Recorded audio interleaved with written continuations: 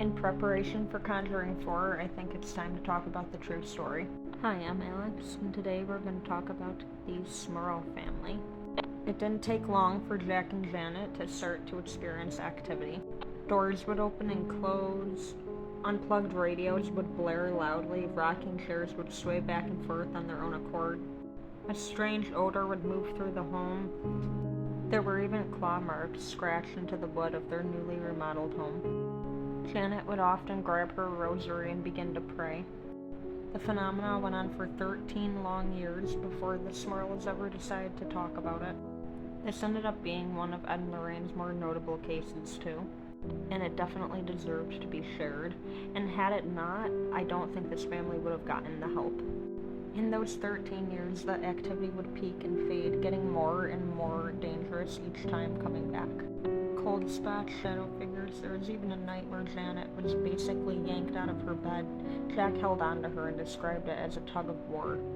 The children would be tossed out of bed, the dog was attacked one time, even bite marks would appear on them. Janet, wanting to educate herself, actually attended college lectures on the paranormal. This is where she would meet a professor that introduced her to Ed and Lorraine Warren. The family was so devoted to their religion, they couldn't understand why this haunting ever came about.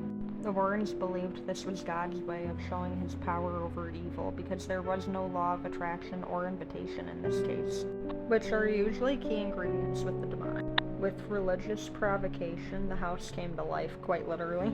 Objects started dancing around, the TV that wasn't plugged in was glowing, the doors were opening and closing from the closet, and apparently the carpet is so thick that they couldn't even open to begin with.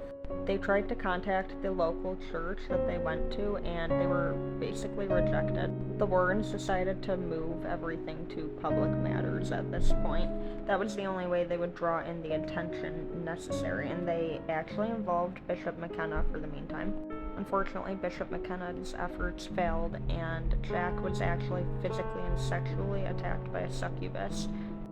He described the being to have white, scraggly hair, skin as white as paper, scales, open sores that were actually oozing, sharp, long teeth, red eyes, and the inside of her mouth was green.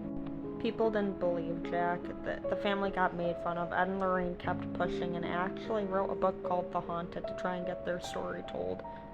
And thankfully, because of that book, it landed in the right hands of Carl Ratzinger, who actually was a part of the Vatican at one point, I believe. And when he read the book, he was appalled. He could not believe that they were denied help. He ended up contacting the Vatican, which in turn the Vatican contacted their local church, and you'll never guess who received a knock at the door. And do you want to know who was at the door? Jack and Janet got a knock at the door, and it was the priest that actually denied them. He came with candy and an exorcism, which was the final exorcism that led to the family living a peaceful life. Follow me for more. Bye!